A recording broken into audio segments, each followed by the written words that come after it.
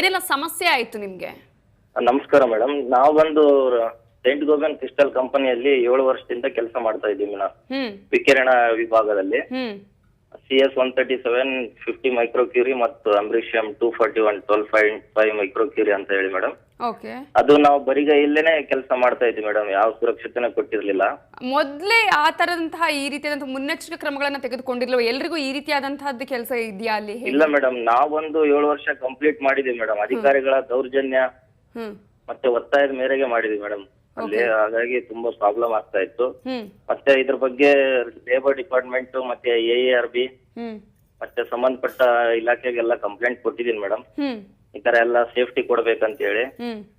ಆಮೇಲೆ ಅದು problem ಹೆಚ್ಚಾದಂಗೆಲ್ಲ labour department ಇಂದ ಈಗ ಕೇಸ್ ಫೈಲ್ ಮಾಡಿದ್ದಾರೆ ಮೇಡಮ್ ಕಂಪನಿ ಮ್ಯಾನೇಜ್ಮೆಂಟ್ ವಿರುದ್ಧ.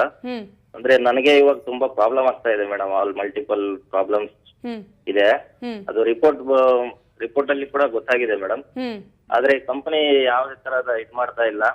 ಅವ್ರ ವಿರುದ್ಧ ಕೂಡ ಹೋರಾಟ ನಡೆಸಿದ್ದೀನಿ ಮೇಡಮ್. ಅಲ್ಲ, ಸುರಕ್ಷತಾ ಕ್ರಮಗಳನ್ನು ತೆಗೆದುಕೊಂಡು ಕೆಲಸ ಮಾಡಿಸಬೇಕು ಅನ್ನುವಂತ ರೂಲ್ಸ್ ಇದೆ. ಆದ್ರೆ ಇಲ್ಲಿ ಯಾವುದೇ ಸುರಕ್ಷತೆ ಕ್ರಮಗಳನ್ನು ಕೂಡ ತೆಗೆದುಕೊಂಡಿರ್ಲಿಲ್ವಾ ಹಾಗಾದ್ರೆ ಮೊದಲಿಂದಲೂ? ಈಗ ಹೇಗೆ ಅಂತ ಅದು ಏನಂತಂದ್ರೆ ಮೇಡಮ್, ಅವರು ಕಾನೂನು ಬಾಹಿರವಾಗಿನೇ ನಡೆಸ್ತಾ ಇದ್ದಾರೆ.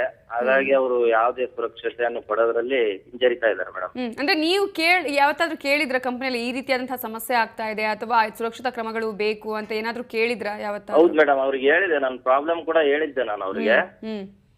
ಆದ್ರೆ ಅವ್ರು ಕೇರ್ ಮಾಡಿಲ್ಲ ಮೇಡಮ್. ಅವರು ತುಂಬಾ, ಯಾಕಂದ್ರೆ ಅವ್ರು ನಡೆಸ್ತಾ ಇರೋದೇ ಕಾನೂನು ಬಾಹಿರವಾಗಿದೆ.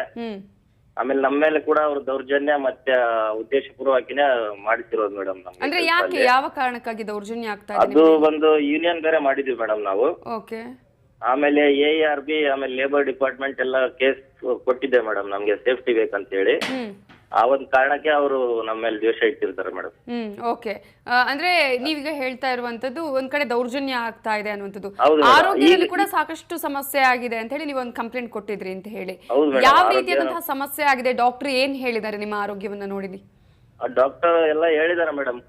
ಕಂಪ್ಲೇಂಟ್ನೇ ಮಾಡಂತ ಹೇಳ್ತಾ ಇದಾರೆ ಮೇಡಮ್. ಮೀಡಿಯಾಗ ಹೋಗು ಕಂಪ್ಲೇಂಟ್ ಮಾಡು ಅಂತ ಹೇಳ್ತಾ ಇದಾರೆ. ನನ್ ಮುಂದೆ ಏನ್ ಹೇಳ್ತಾ ಇಲ್ಲ ಮೇಡಮ್ ಅವರು. ಅಲ್ಲ, ನಿಮ್ಮ ಆರೋಗ್ಯದಲ್ಲಿ ಏನೇನ್ ಚೇಂಜಸ್ ಆಗಿದೆ ಅಂತ?